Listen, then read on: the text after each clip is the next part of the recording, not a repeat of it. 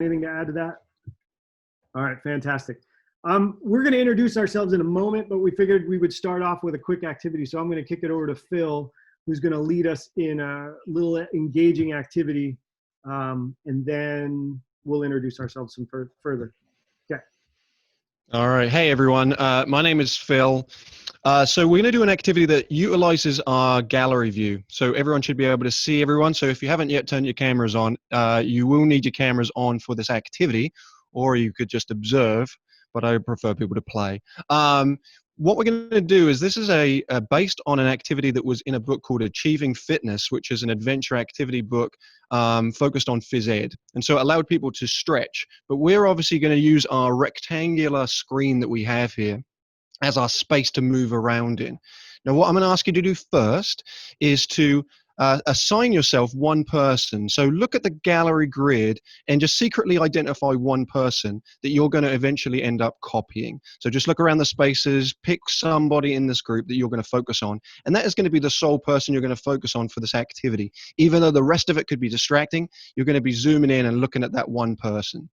Now, what I'm going to ask you to do in a moment is close your eyes and then get yourself into a position on your screen. So as an example, my position could be this. This could be my position that I'm going to get into.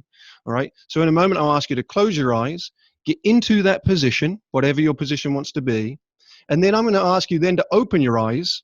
You're going to stare at the person that you are looking at. And I want you to slowly morph your position to match and mimic the position that the person you're looking in is in. Now, as they move, you also want to slowly move and morph and follow and copy what they're doing. This is based on an activity called Copycat Stretch. We're going to do it in this rectangular space. So at this stage, you should have identified one person. So I'm going to ask you now to close your eyes and get into a position in the screen.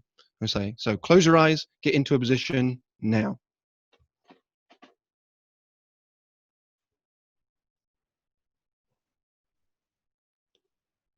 Okay, so at this stage now, I'm going to ask you to open your eyes, and I want you to slowly copy what the person is doing and morph into it. So open your eyes now and begin to slowly transform yourself, following what's going on.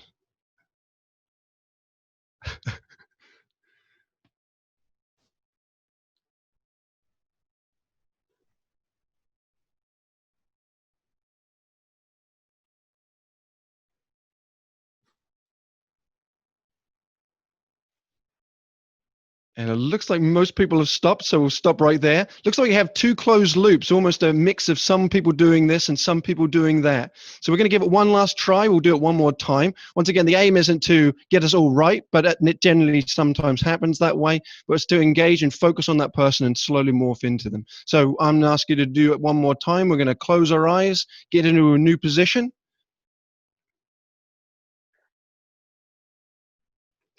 And now open your eyes. And slowly, once again, you could assign a new person if you want, and slowly get into that new position. I like to also call this activity in the Zoom space, how to touch your face the most you can.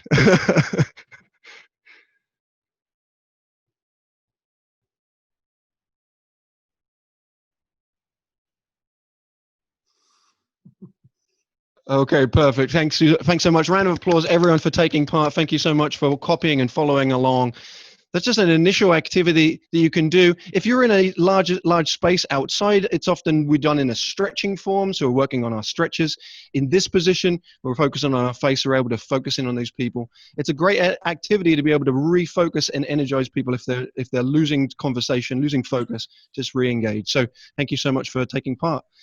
Introductions. So I'll start and then we'll jump around to the other people. So my name is Phil Brown. I work at High Five Adventure in Brattleboro, Vermont, and I am one of our trainers. I think one of the things we're going to ask each of when we're introducing ourselves to talk about why we like this stuff and what we get out of it. So for me, the reason I get into the team development world, I originally from England. That's what this sound is. And I came over to the States, found summer camps, found outdoor education, and fell in love with the opportunity to be able to work with teams and focus on how we can actually be better people. So that's my energy in all of this. I came out to Boost about 3 years ago, and I haven't stopped coming since I came the first time. So I absolutely love the community that we have at Boost. I'm thankful for all the people who are here, and thank you to Tia for welcoming us in. So jump over to Justin. Sure. Hey, I'm Justin McGlamery. I'm Chief Locus Focuser for Focus Your Locus Team Building, Training, and Development. I've been in this world of experiential education for, I don't know, over 20 years at this point. I got my feet wet working in special education. And the PE teacher at the school at the time was like, "You love connecting with people. I want to start an adventure ed program. You'd be great at it. You want to do this?" I was like, "Sure, sounds fun."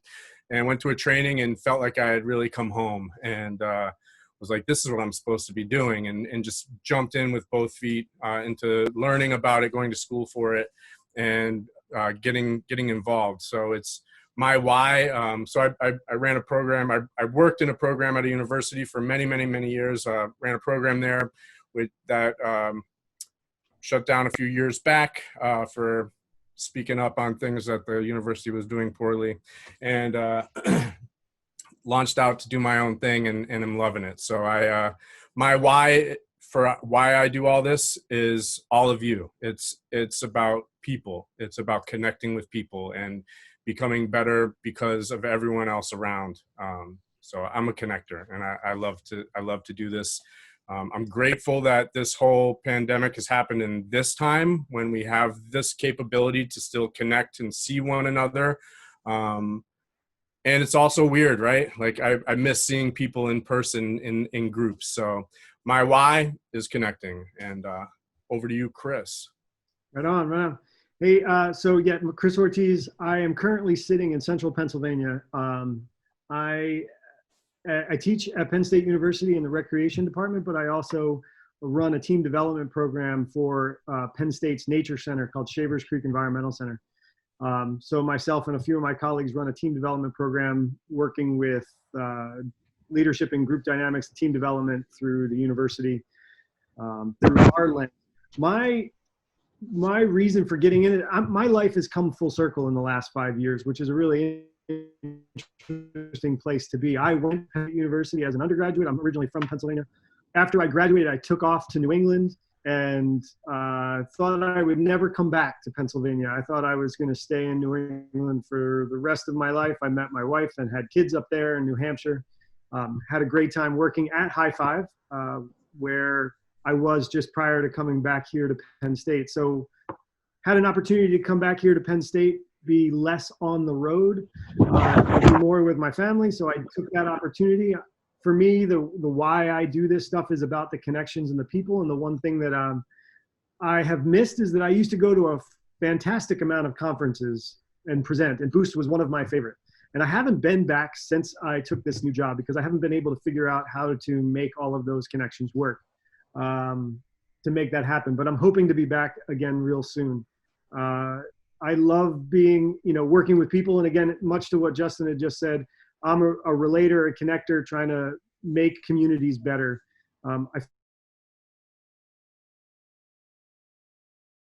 feel like to some ideas and concepts, help them be more aware of their group dynamics and their impact on the world around them, be strong leaders, and hopefully impart some change in the world. So I do that through the folks I have contact with, which is in the recreation world. So that's a bit of who I am, where I come from, and a little bit about each of us. We wanted to recognize that while the three of us have been asked to come and present here on Teamwork Makes the Dream Work, there are many of you who are wonderful professionals in this field who've been doing some wonderful things with your clients and for a good long time. And so we didn't want to discount the fact that you all are experts at what you do as well. So we wanted to give you several opportunities throughout this workshop to connect with one another and to hear a little bit about each other's stories. It's really different. We have over 60 people in the Zoom, which is fantastic. We will be sending you into breakout rooms now and again to have some conversation. So we thought we would do that right now with our first breakout. which is we're going to send you in a room. You'll be in there with about 4 or 5 other people. And when you get into that breakout room, we want you to just have a quick discussion about who you are and what does teamwork mean to you. So just to kind of give you a context of the conversation, we're going to give you about 7 to 10 minutes. We might broadcast a message throughout all the rooms so that you can see how much time you have. But yeah, that's what we're going to do for a little bit. Anything to add to that, Phil or Justin? Right on. Okay, so in a moment, you're going to head off into a breakout room. Alicia is going to set those up for us. You're going to head out there, and when you get into that room, take a couple of moments to introduce yourselves. Make sure everybody gets a chance to talk. There's 4 or 5 of you. If we give you about 10 minutes, you're all going to have about 2 minutes. But take 1 minute in the beginning and just make sure everybody gets a chance to go around, introduce yourself, and what does teamwork mean to you? Why would you show up at a workshop called Teamwork Makes the Dream Work? What is it about this that brought you in? Okay? We will broadcast a message to give you some sense of when we're bringing you all back. But Alicia, you all set? Right on. Here we go. When you see that opportunity to join a room, go ahead and do it. We had an additional conversation in ours about what was the impact of teamwork in your personal and professional lives over the past 2 months of shut-in or more. And a lot of commonality, even with, those of us who have children, those of us who just have a partner, those of us who are just fully solo in the shut-in, we still all found ways and found it necessary to connect with people, and that there was an adjustment period to that, right? That the whole norming portion of the program. I know I don't want to step on Chris's toes too much in terms of stages of group development. But one of the things that we've all had to redo, regardless of the groups that we're comfortable with, whether it's your family and you're stuck in with them, or your work teams and learning this new way of meeting, if it was new for you, is being thrown back into earlier stages of group development. So in 1964, Bruce Tuckman, who's a psychologist, came up with 5 stages that he felt all groups go through when they connect. And those stages, very briefly, are you touching upon this later, Chris? Okay, I'll give you the quick overview. So all groups go through these stages, and it's not just like a direct continuum that you get through them and you're good and you've passed the test and certified. It's an evolution, and it can ebb and flow depending on conflict, depending on issues that arise in the group. But all groups go through these 5 stages. So stage 1 is forming, right? When groups first come together, there's a certain surface level nicety. People are kind of showing their best face forward, seeing who's in the space, right? We come together, we form. The next stage is called storming, and that's usually when a group has been together for a little while and personality conflicts made it out. People are, vying for leadership or whatever, right? And so storming is a critical and necessary part of all groups development, and it can be uncomfortable, right? And people shy away from conflict. Often people think conflict is this bad thing, and it can be when it's personality driven versus issue driven, and we see how personality conflicts can lead to much bigger challenges and societal problems, right? We have all kinds of stuff going on that's directly related to people and not necessarily issues and challenges that we all as people face. And so in groups, when we storm, it can feel very uncomfortable, and it's a necessary step to get through. And if we don't deal with it by addressing conflict and managing ourselves through that conflict, because great ideas come out of conflict, right? If everyone's agreeing all the time on everything, there's not innovation. There's not big change that happens, right? And I mean, we're seeing this right now in a really real life, awful life or death sort of a way, where people are pushed to this point, as along racial lines, along all kinds of things, where we're saying this is not okay anymore, right? And so storming this is another case of our country right now in a major storm. And if we don't manage that in a real and humanistic way, addressing people's concerns and dealing with it in a humanistic way, as opposed to what's been normalized, right? As opposed to settling into a norm that we all agree upon, we can just spiral into dysfunction. And I believe that's what we've seen happen in our country right now. We are a dysfunctional country, right? So in any case, storming is the second stage. It can feel very uncomfortable. And if we don't manage it well, we will move into the next stage of norming, but it's with a lot of things that are left unresolved. And then things that are not helpful and are dysfunctional become normalized. Okay, so that third stage is called norming. And that's when things kind of settle into what the vibe is going to be, the groove, right? Like, we've learned that Justin is really not a great organizer. He kind of lives all over the place. If you could see my desk, actually it's pretty good right now. But like, I'm chaos, right? I live in chaos. I'm a non-linear thinker. If my plans look like juggling a bunch of apples, and an apple comes by and I bite it, and an apple comes by and I bite it until that apple's off my plate, and then a new one comes in, and that's just how I go. Drives my wife crazy. But we know that about each other, and so we settle into our roles, and we're able to norm and get to a place where we're able to recognize who's playing what role, who's leading, who's following, who's managing time, all those things that are important in groups. Once that settles in, we can move to the next stage, which is performing, right? If we're all playing our roles the way we're supposed to, that we've signed up for, that we've agreed upon, especially if we're doing this intentionally, we're all able to provide each other the resources that we need for and with one another, and really become a high performing team. And then the last stage that all groups also go through is called three different things. Either adjourning, right? The group ends and we're parting ways.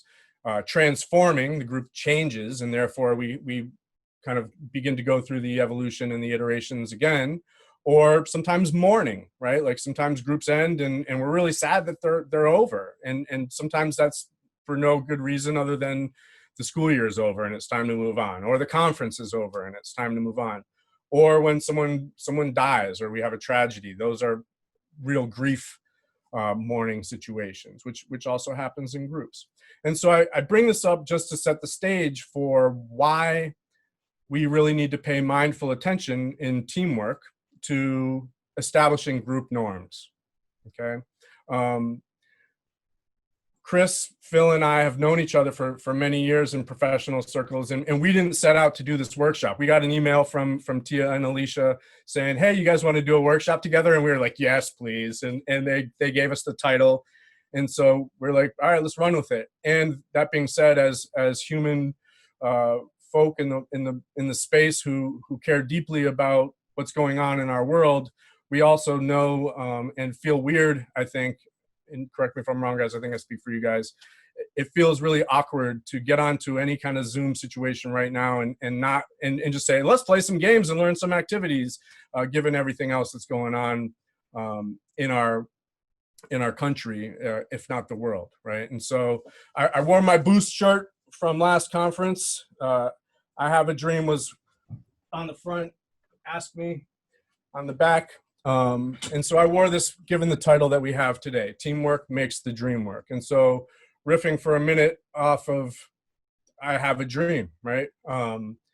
If we are going to make that dream work, I think, and before I get into actual teamwork and team development, if we are going to make that dream work, and if we are all going to step up into our roles in this movement for Black lives, and in this movement to help our society to become better and healed, I think we all need to recognize and understand and establish our roles.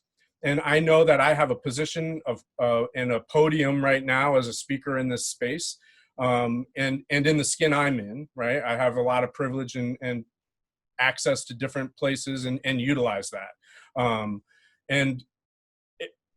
for good. And that being said, I think we all need to recognize our roles. And so I'm spending a lot of time communicating, both with my Black friends, my other friends of color, about what's going on right now. I'm also doing a lot of work right now communicating with white people about what's going on and waking up white. And there's a lot of people who are waking up right now who are just seeing this as a moment that they finally had their head expanded, right? And so it's time, they're starting to become active and awake. And so I feel it's my role and responsibility in that, as someone who's done social justice works for,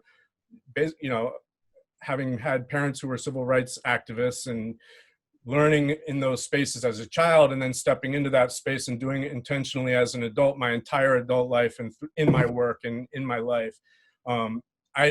I've had plenty of opportunities and have definitely stepped in it a whole bunch and made my mistakes as a white guy in those spaces.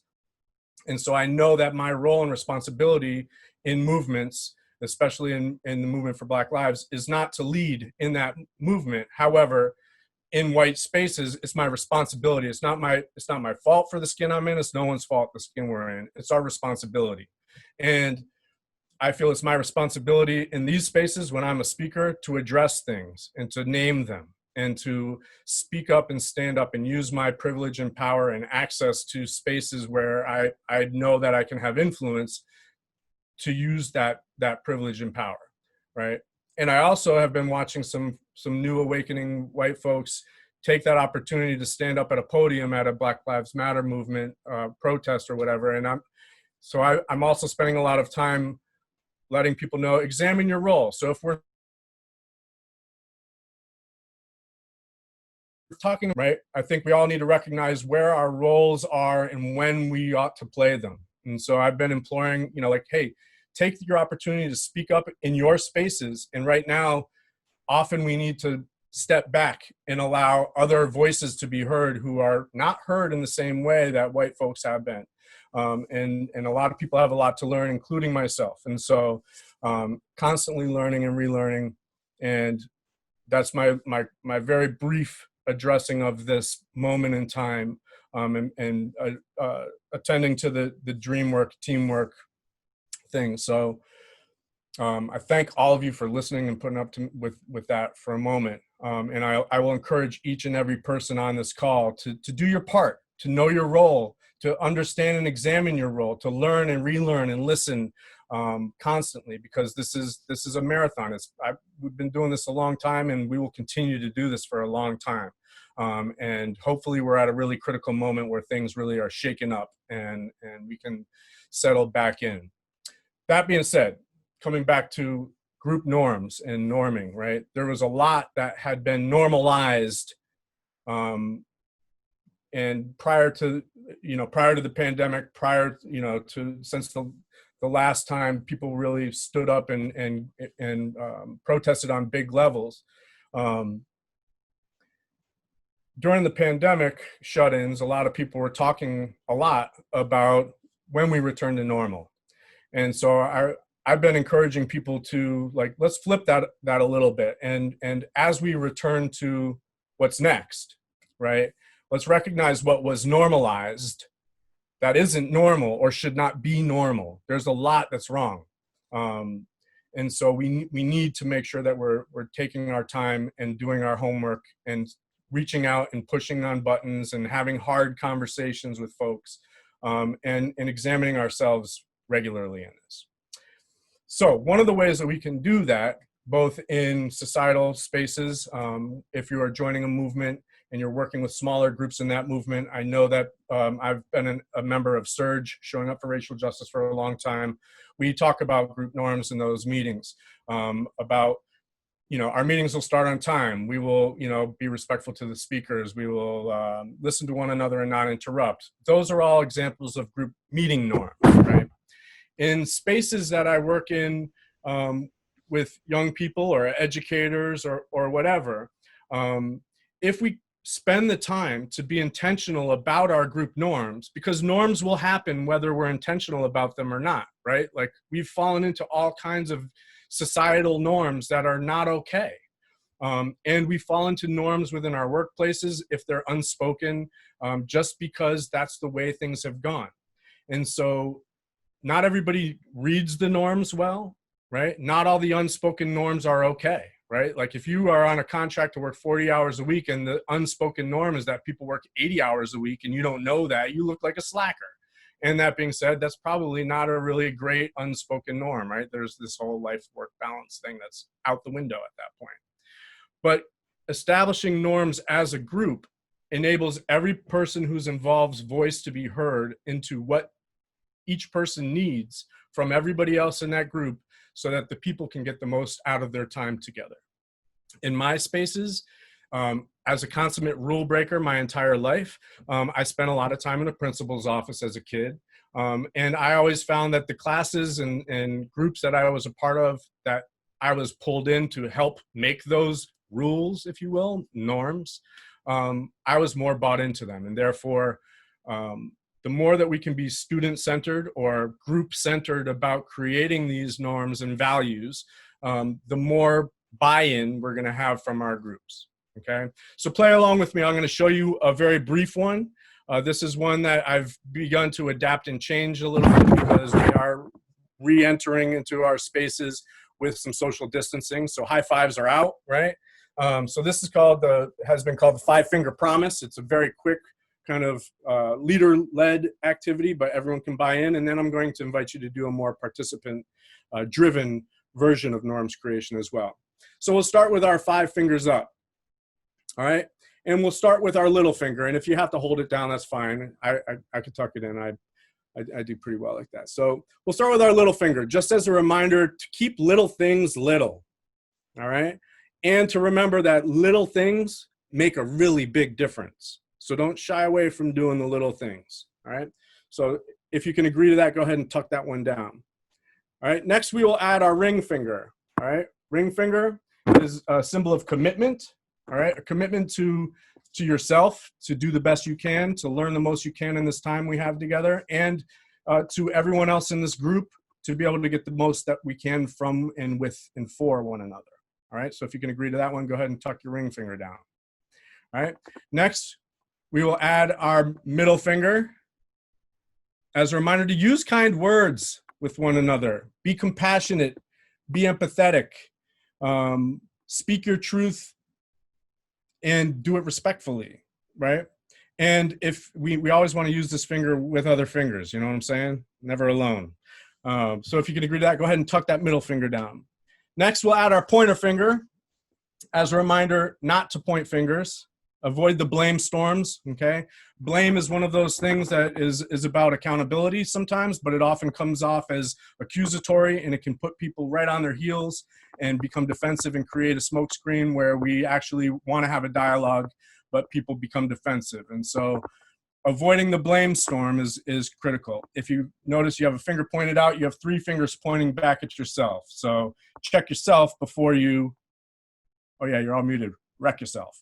You'll also notice that it makes this shape, and often when I'm doing this with kids, I'll tuck my finger in because I'm also doing a lot of work with a dad who lost his son in the Sandy Hook school shooting, and so I often do that as well, and don't highlight the gun piece. However, we're talking a lot about violence right now. We're talking a lot about police brutality and people being shot unjustly, and so just another reminder to put the guns down. Too many people are being shot. All right, so if you can agree to that, we're going to tuck that pointer finger down. And we're left with a thumbs up, right? And a thumbs up is just a reminder to be positive. Keep a positive attitude. It's a dark time we're in, right? And the darkness is always abound, and there is also so much light. And if we could take the good and find the good no matter what darkness we're walking through, like be like the moth, right? Like through the darkness, constantly seeking that light, okay? Keeping a positive attitude through this. You know, it doesn't mean that we're always happy. It doesn't mean that we always agree. It doesn't mean that like everything is sunshine and rainbows. It just means that I can find the joy in my life, and I have to be able to make it through this dark space. If you can agree to those 5 rules, you're going to tuck that in.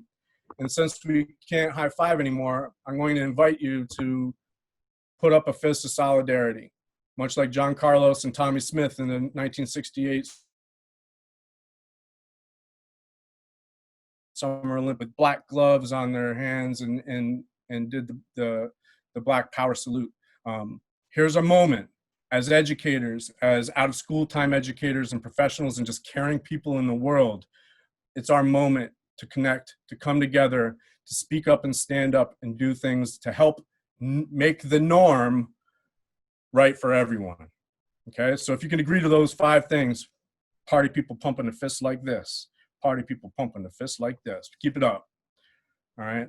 So that's an example of a norms, a quick 5 norms that basically attend to a lot of concepts that people would want in terms of their own way that they're treated. I'm about to send you into a breakout room again to talk with a small group about what norms you would like. One of the ways that I do this in groups too, that's more participant driven, is to invite people to, usually I'll bring a deck of cards that have some images on them, or clip art, or postcards, or a bag of junk, random junk drawer stuff, and say, choose an object that you feel or Ubuntu cards, choose a deck that you feel, choose an item that you feel represents something that you need from everyone else in this room to be able to help you get the most value out of your time together, right? Conversely, you could ask the question, what's something that you need this group to leave out of our group? All right, so in a minute, not yet, but when I say go, I'm gonna invite you to leave your screen for a minute, right? We've been sitting for a long time. All the happy juices that help our brains to process properly have sunk into our butts. And I know none of you got you know what for brains, and don't have your heads up there. So we got to get up and move so those happy juices return to our brains. And I want you to find something, an artifact right in your general vicinity. Get creative. Attach a metaphoric symbolism to it. So for example, I looked around beforehand so I could just give you an example before I send you off. I found a cone, right? It's like a playing athletic cone, a traffic cone. And so traffic cones are typically set up to indicate like a hazard, right? Or to highlight that there's a hazard and that you should be aware and to be safe. So I chose this both because we need to think about creating spaces where people feel safe enough emotionally to be able to take some risks with and for one another, so that we can emerge into that space from a feeling of emotional safety and step into it and create a brave space where we can all be ourselves and communicate with one another in real impactful ways. If you take this cone and you put it like this, it also becomes a megaphone. And so it's also something that I expect from people in my groups. I want you to be able to speak loud and proud about what your needs are. Okay, you see what I did? So I'm going to invite Alicia to mix the groups up if you can. Hit the randomizer button. We're going to send you back off. When she clicks and you click join, go ahead and leave your screen for, don't go crazy, but take a minute, select an object, and then we'll broadcast the question again. But what you're choosing an object for is, this object is going to represent one quality, one norm that you expect from everyone else in your group in order for us to be able to get the most value out of our time together. Everybody picking up what I'm putting down? All right, cool. All right, Alicia on the wheels of steel. Spin us out. All right, we'll see you in the rooms. Later. Yeah, yeah. That was great. Yeah. Hey, All right, welcome so back, everybody. Welcome back, everyone. We're going to turn it over to Mr. Phil Brown. Me. All right. Hey, everyone, and welcome back from the break. So we're going to have our artistry, our artwork. So before we even get to it, I want you just to think about how that makes you feel when I say we're going to be doing some artwork. For different people, there's going to be different responses, and just own that. What we're going to do is we're going to do a piece of artwork that's going to equalize pretty much everyone in a way that makes it so that if you're not that artistic, that doesn't matter. And if you're really artistic, that doesn't matter anyway. So it's going to normalize. And we're going to focus on the ability to connect with each other before we get into content. So part of team development, teamwork that we focus on, High Five, our motto is connect, empower, lead, be the example. So that first piece is all about connection. How do we connect with each other? Now, in order for us as a team to be cohesive and working towards that exact same goal that we've aimed for, it's best if we're connected and we understand each other in a way. The more connected you are, the more you're likely to empathize. Now, we do lots of activities that focus on those. One of those, and it has been referenced before, is with an Ubuntu deck, an ability to be able to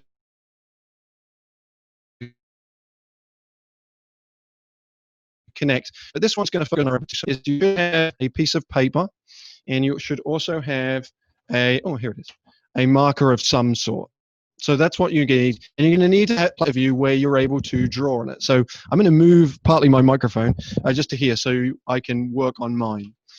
Now, what I'm going to ask you to do, I'm moving it back, I noticed that. Move it here, move it here. And what I'm going to ask you to do is you're going to focus on someone in the gallery view. Now, a little technological piece to be able to help you be able to see. So if you are looking at it as a big gallery view and you can see all the small screens, you're going to want to be able to see people a little clearer. So what you're going to do is you're going to identify someone who you can see, and you're going to highlight your mouse over them, and you'll see a piece where it has the 3 dots in the corner of their face. Now, what you can do is you can click on those dots, and then it will say further down, pin video. So if you scroll down and click on pin video, then what you'll do is you'll then just see their face at the bottom and then a bar of faces above. So that way you can really focus on that individual person. What we're going to do is we're going to draw a portrait of that person. So you're going to be drawing that person. Now, commonly you'd be like looking down and looking up and looking down and looking up. Now, what you're going to do in this version, however, is you are going to not look down at your paper. For the 1 minute that I give you to draw, you're going to be staring at the person, and your pen is going to be starting on your paper. Now, you're going to draw them without looking down at your paper, and without your pen leaving the paper. So you can't pick up the pen. Your pen has to stay on the paper at all times, and you're attempting to do your best portrait of that person by studying their body, their face, and trying the best to draw their portrait. Now, there's going to be 2 pieces to this activity. One is I love activities that create artifacts in some way that you can come back to. I'm a big fan of comedy, stand-up comedy. And in stand-up comedy, what they often do is something called a callback, where they call back to an initial conversation or initial comment they said at the front, and an hour later they mention that again. And that adds another amount of laughter because you remember, oh yeah, they mentioned that way at the start. So when I'm doing team development programming, I love to give them something that they did at the start of the program and then come back to at the end. Now, I see this activity as being something where you can create an artifact like that. So there's going to be a reveal when at the end I say look down, that you'll be able to look down at the artwork and see how well you did. And then we'll show it up on the screen so everyone can see how well everyone did. So what you need is your pen ready, you need your paper ready, you need to have identified someone, pin their video so that you can see them very clearly. Your minute to begin drawing them begins now. Ortiz, you look at that. Sorry.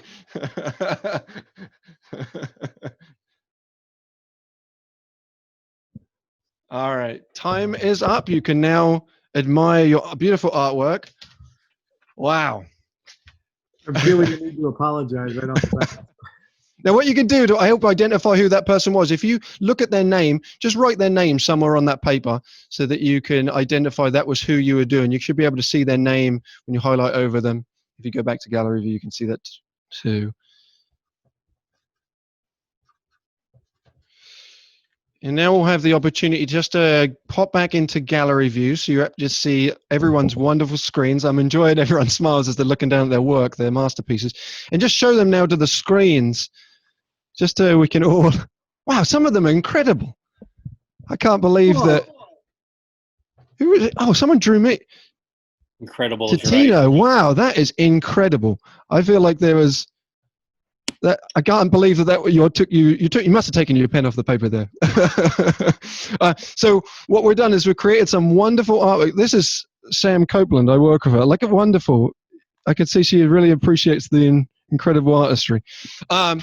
Now, in terms of that activity, what that allows you to do is it takes away all of our, it's an equalizer to all our artwork. We're able to study the person, focus on that person. Now, what's nice about creating that artifact, if you have it for later, is what I like to do with groups. If the group knows each other, what I would then instruct you to do is write 3 words that you think summarizes that person in some way. Some characteristics or behaviors, positive characteristics that you believe sums up that person, you can jot those down. If you didn't know the person, as we probably don't know the people maybe that we chose to draw, then what I would have us do is keep hold of those, and then towards the end of a program, then you can identify it as a way to reflect upon the experience together. And then what's nice is either gifting it to the person that you draw, or you could keep it for yourself. But that idea of creating the artifact and coming back to that later on is something that I think really works well to connect a group and allow for some cohesiveness. So what we're going to do now is, and we're pretty much perfect at time, I'm going to send us back into breakout rooms. So we're going to ask you a different question. Now, the reason we're sending you in so many breakout rooms is because I have been in a lot of webinars up until this point where I've heard sages on the stage just speak to me and tell me stuff.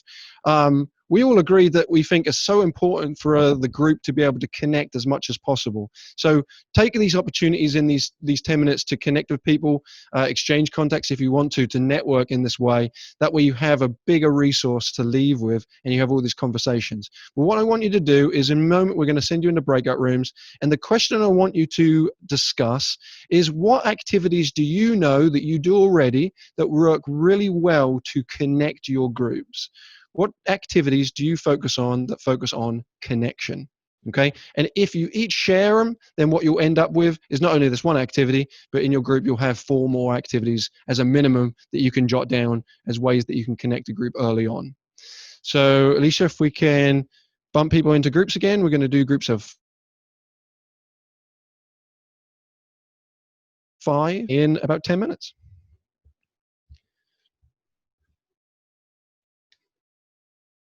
We got kicked back because our time ran out. Okay, good, Right. good. So I'll just wrap it, Chris, and then I'll Yeah. bump to you.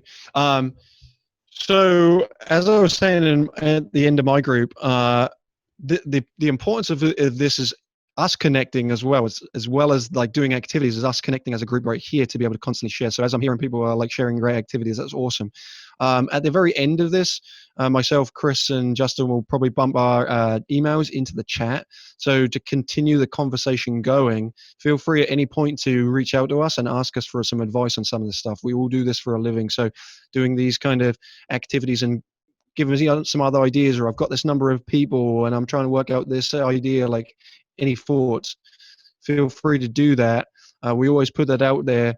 Very rarely do people take us up on the offer. So please email us and we will happily give information freely to you in terms of supporting this group moving forward. Chris? Hey, all right. So one of the things that we wanted to do here is kind of wrap all of the stuff that we've been talking about into some framework that might be easy for you to remember. As these guys have mentioned, we've been doing this for a really long time, talking about, working with groups and working with a variety of audiences. And one of the things is I switched gears from training professionals in the field to developing a curriculum for a university, is I've started to try to wrap some framework, try to give things, mnemonic devices, ways to help people remember things. So that's what I'm going to attempt to do here, is give you a little bit of a wrappings around some of what we've been talking about, kind of put it into some context, and share with you how the model that I'm going to show you overlaps with some other things that you may or may not have seen before. So I'm going to ask you this question, and just by hitting the reaction button with a thumbs up, if this is true for you, how many of you out there have taken a behavioral styles inventory of some kind, a disc profile, a Native American medicine wheel, colors, lenses, Myers-Briggs? There's a ton of them out there. So anybody ever taken one of those things? You can either just show a hand or throw a thumbs up reaction in there. Okay, good. There's a lot of you. Not everybody has, that's fine. Good, hand raises, good, thank you, thank you. All right, so what you will notice is if you start to take some of these behavior style inventories, you can start to stack them on top of one another. One of the really common ones in business is DISC, which is D-I-S-C, and they all stand for something. One that we teach here at Penn State was taught to us and shared with us by someone from the Lakota Sioux. It's called the Native American Medicine Wheel. Myers-Briggs even layers on top of this stuff, and colors, lenses, the Kersey inventory. There's a bunch of them.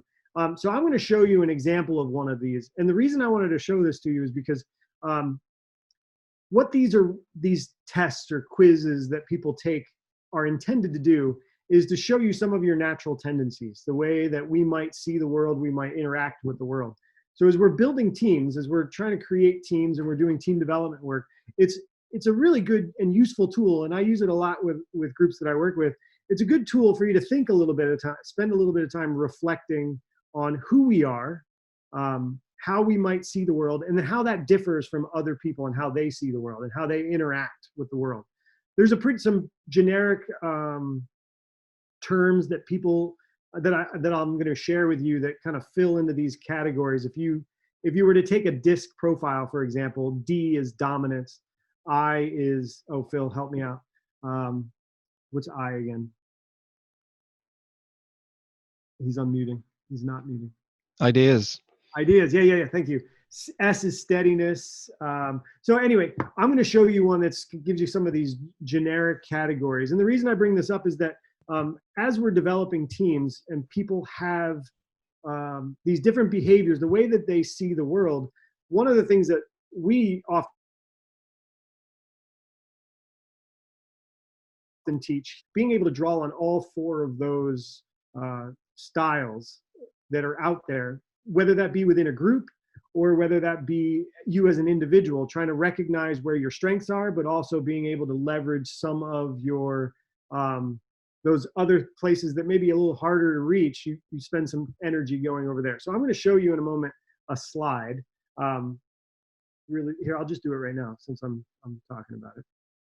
So this is a slide, and I'm going to hit the play button. There we go. What you're seeing here is, I lost my cursor. Okay. What you're seeing here is two axes. Some folks prefer a fast pace. You'll see that at the top. Others prefer a slightly slower pace. You'll see that down at the bottom of this diagram. Some people are more focused and attentive to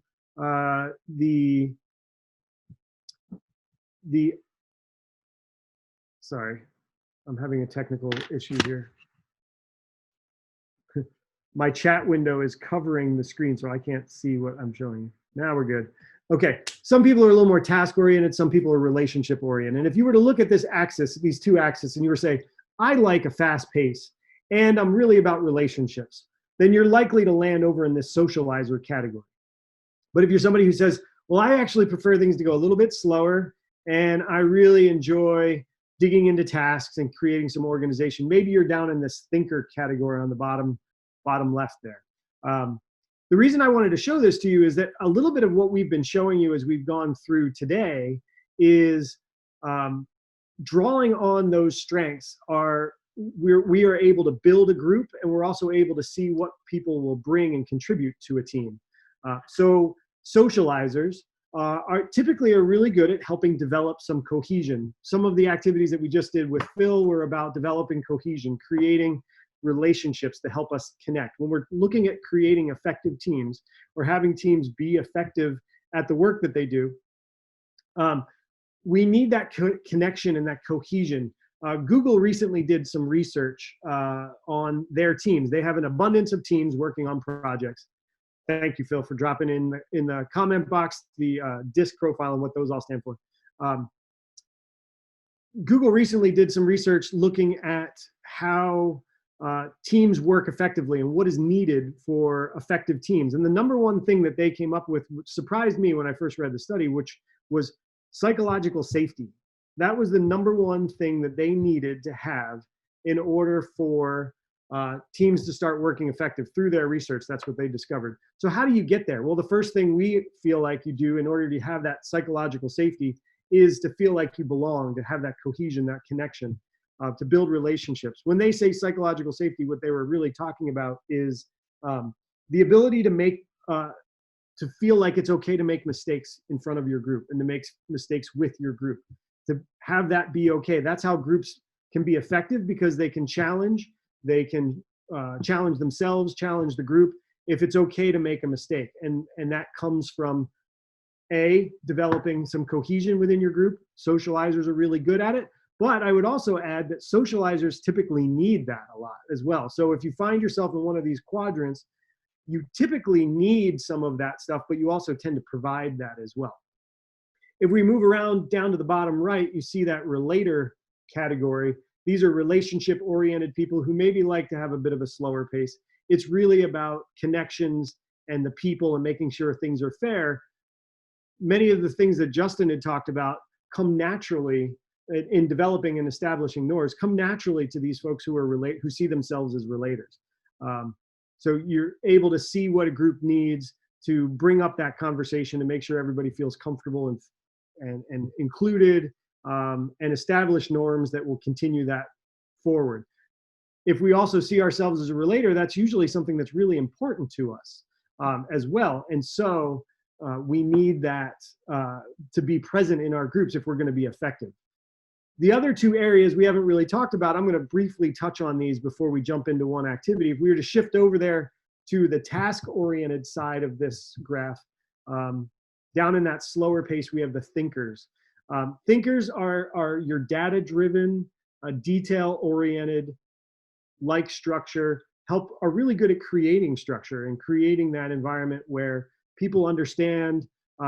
Justin mentioned this a little bit earlier when he was talking about norms, but creating structure, sometimes it's good to know what your role is and how you can participate, and understanding that. A thinker is a really good individual for helping create that process of that structure and why that's important. But they tend to also need that to feel comfortable. So if you have somebody in your group who identifies as a thinker and you never send out agendas before your meetings, you're going to start to drive them a little crazy. They're going to really struggle to stay focused when they don't know what's coming and what's next.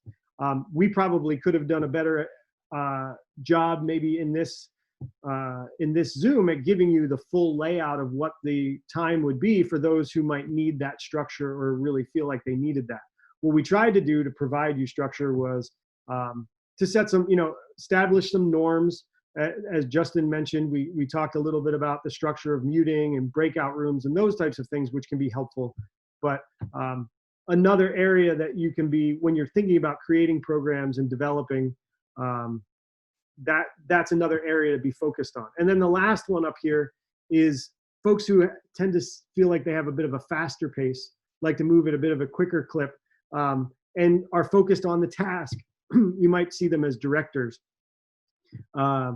Really great for driving a group forward, getting to decisions, making things happen. This model also has a lot of really fantastic overlay for the creative process. When you're creating something, typically we start up there in the socializers, the developing cohesion with big ideas and lots of energy. And then it moves around to the relators, where there's these norms established. Essentially, this is making sure we haven't left anything out in the creative process. Make sure we haven't left anyone out of this program. We haven't left anybody feeling like they wouldn't be included there. And then we move over to the thinker, who's going to be able to do some fact checking and really check on whether we've dotted our I's and crossed our T's. Every time I say that phrase, by the way, I feel like I'm going to say it backwards. I'm going to dot my T's and cross my I's. But anyway, so then we get over to the thinkers, and then we need somebody to help drive us to actually get stuff done. And so those directors are really good at making sure we move forward and we're able to actually make something happen and move us forward. So we have the directors who are able to help us establish goals and get to a place. So I'm going to stop sharing this. I wanted to just share that model with you. And so you had some context of what I was talking about here. And I'm going to go back to a big view to see all your lovely faces. Great. One of the things that we wanted to do is continue to give you activities that would help, might be useful, so that you can make sure you're attending to all the different needs of your groups and kind of wrap that. So Justin helped us establish some norms early on in this Zoom. Phil has helped us create some connections and build some of that cohesion. Alicia, and Tia, and Boost have helped us with some of the structure and making sure that we have everything that we need and keeping us on task. And then I'm going to share with you an activity that I love to do to get groups thinking about goal setting and doing some goal setting. So for this activity, I'm going to be using my camera here to show you a deck of cards. It's just a standard deck of cards. I'm not going to do any card tricks. If you want to see card tricks, you got to ask Phil. He's the magician of the group and can play with cards in a really great way.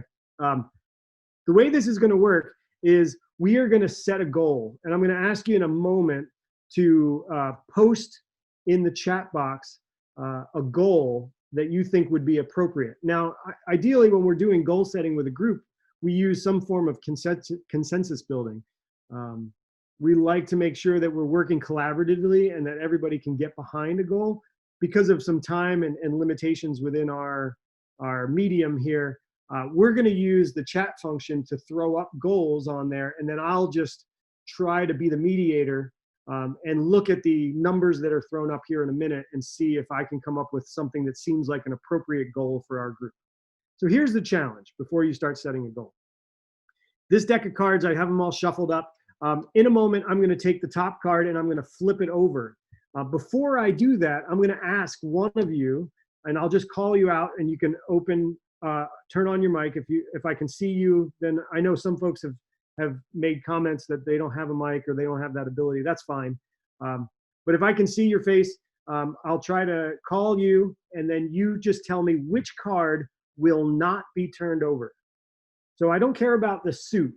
So we don't have to worry about diamonds and hearts and all that other stuff. I'm just looking for the rank of the card, ace through king. So as an example, you might say, it's not going to be a king, right? I'm going to then take the card, I'm going to turn it over, and it's not a king. So that's a point for us. We did good. We called the card that it would not be. So it's not going to king. That's 1 point for us. I'll set that down over here.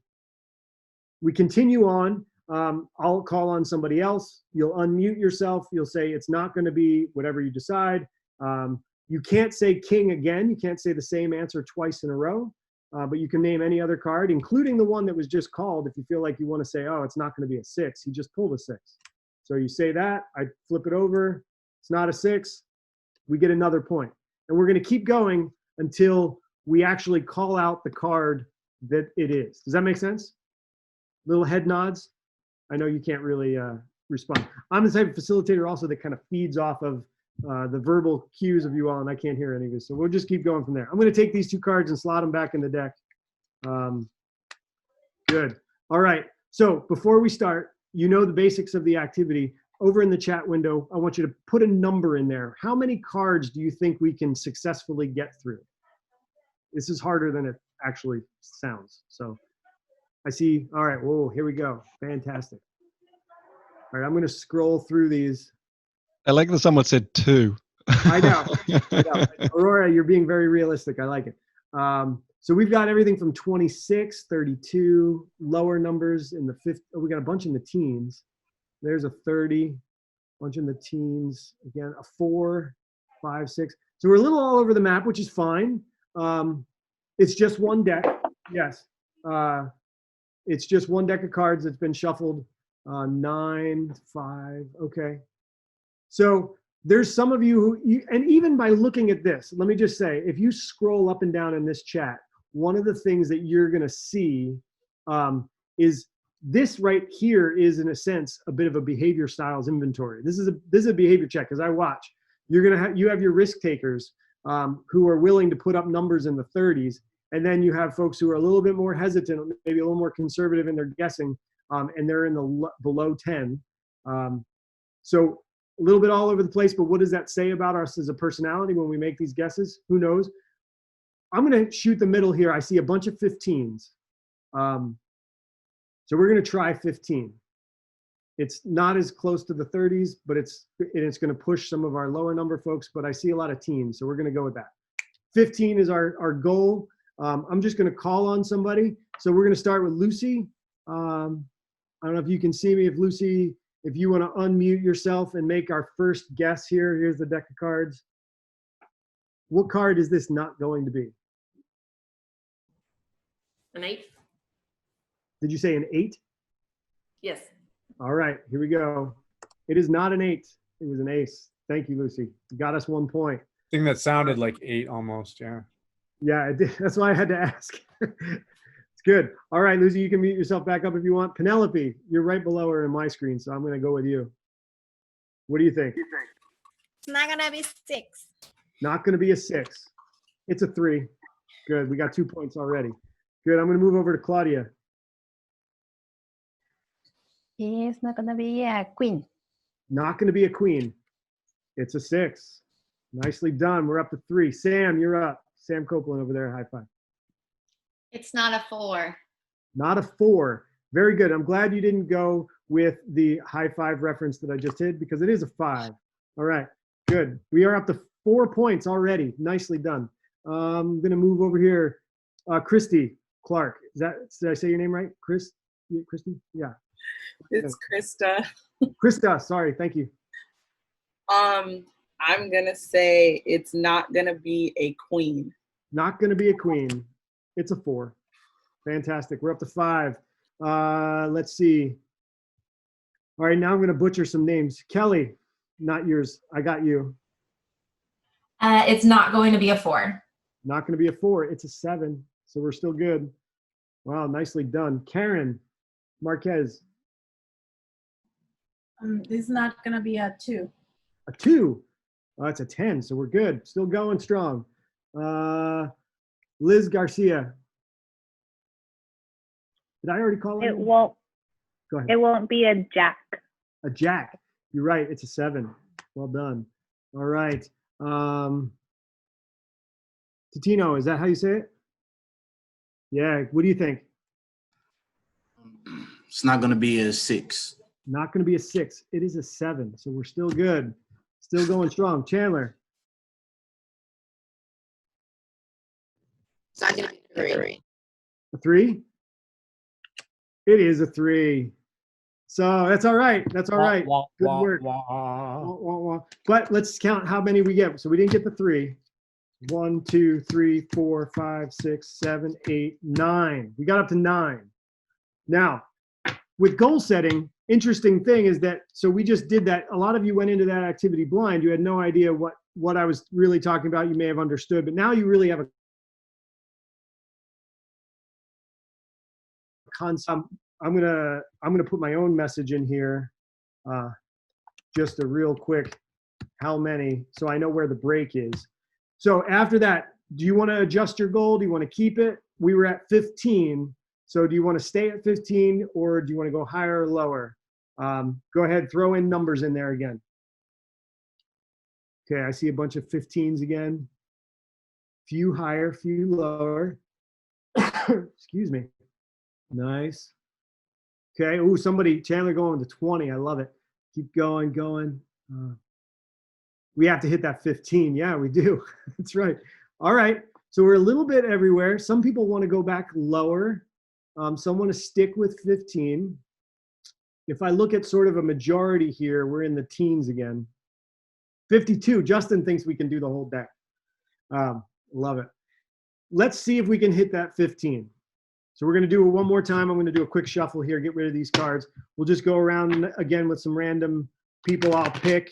I may even yell out some names of people I can't see your faces just to see if your mic's on so you can play too. All right. Okay, one more shuffle. Okay, good. All right, the deck is ready. Let's see. Tia, kick us off. It will not be a 9. Not going to be a 9 because it's a jack. Good work. All right. Ashley Graff.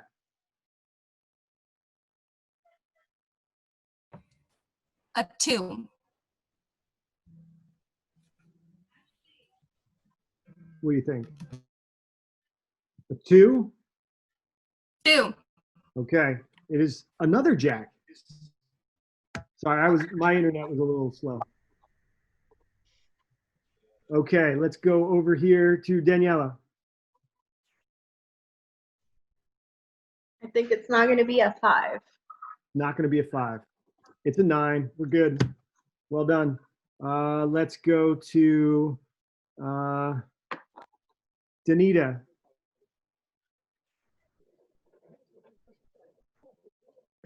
It's not going to be a 6. Not going to be a 6 because it's an ace. Nice work. All right, fantastic. Let's see, who else? Oh, I'm going to call you, I don't know how, last name Marshall. Ayaka? It's not gonna be a queen. Not going to be a queen? Oh, I'm sorry, it is. All right, we got to 4 that time. Somebody called that. We're going to do it one last time. Okay, real quick. Now, I'll tell you while I'm shuffling these, this activity I've done in a lot of different ways. Right now, I'm putting a lot of pressure on you as an individual as I call you out specifically to make this call for the whole group. That's an interesting dynamic in itself to play with when you're doing team development programs, to watch how the group treats each other and how they put pressure. I'm being relatively encouraging. I could, if I wanted to, be a bit of a jerk and try to put a little pressure on you. Are you sure you don't want to mess this up for the group? And watch the group dynamic and really pay attention to how they treat each other. Do they support one another and say, no, don't worry about it, it's okay? Or are they like, yeah, don't screw it up? You know, like what kind of dynamic is there? It'll give you some information about what you might want to work on. I also do this activity oftentimes as a group consensus, where we don't turn the card over until everybody agrees, yeah, that's the guess we want to make. In person, there's an environment where you can see the cards that are there and what's going on. One last try. Yes, powerful opportunity to discuss goal setting and support and help one another achieve goals. I also am recognizing we're coming up against time here. So one last go. We're going to go real quick. Let's go, Carla. Go ahead. It's not going to be a 3. It isn't. It's a king. Nice job. Katie, go. It's not going to be an ace. You're right. It's a 5. Brianna, sorry. It is not going to be a 7. Oh, it is a 7. Good work. So just a fun activity. We'll pause there. You can just take your own deck of cards and play by yourself, even if you wanted to. A great. We laughed at the 2. I'm just saying, we laughed at whoever said 2. We did, and there it was. They had it. They knew it all along. Okay. So thank you all. That's great. We were going to send the breakout, but I think we're probably close to the end here. We got 4 minutes, it looks like. Is that true? Yeah, okay, good. Let me just do, maybe I'll just do a quick wrap and we can all say a little something and put a bow on it. Let's see what, so when it comes to team development and teamwork, and there's a lot of benefit to this. When we think about how do we make effective teams, it comes from conscientious facilitators and educators like yourselves putting some energy into making sure that your teams are developed properly. You're setting appropriate norms that make sure everybody feels included and engaged. You're building cohesion with it, whether that be within your staff team or the groups, the participants that you work with. And then hopefully you're giving them something to aspire to. You're setting some goals that they can try to attain and work towards, and providing some structure. The families, the children, the staff members like to know where they belong and how they fit in. And all those different components, I think, feed into being really effective teams. So when we pull activities, we're trying to touch on a lot of different areas to try to build those different aspects and have conversations. The name of that game was Card Prediction. So I just saw that. There you go. So I'll turn it over to these Phil and Justin, and I'm going to put my email in here for folks.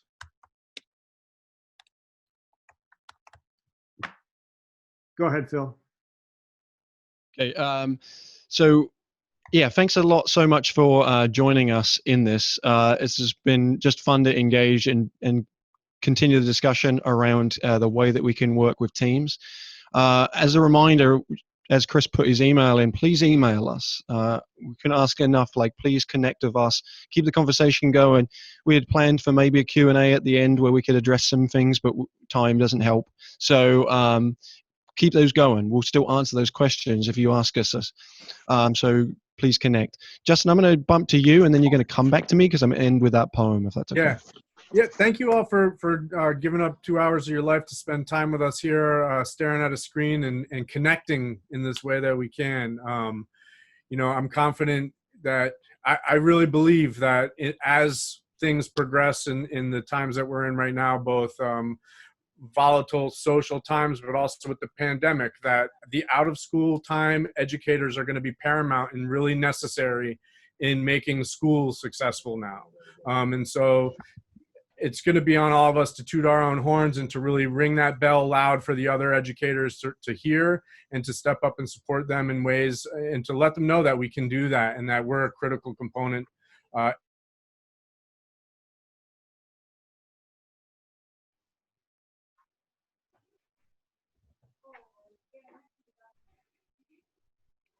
Oh no, did we lose Justin? I think we lost him. I think we lost him. It was okay. So I'm going to end as he's coming. I'm going to end with a reading. I'm going to read a poem. So after the poem's finished, feel free. You can just leave. We're not going to do a goodbye after that. The reason I'm going to read this poem is we recently read it at High Five as a team, and it spoke to us a lot in the moment and the times we're in. And also, I used to do English literature, so it's bringing back my education back into this space. So I'm going to share it on the screen so that we can see it. Okay.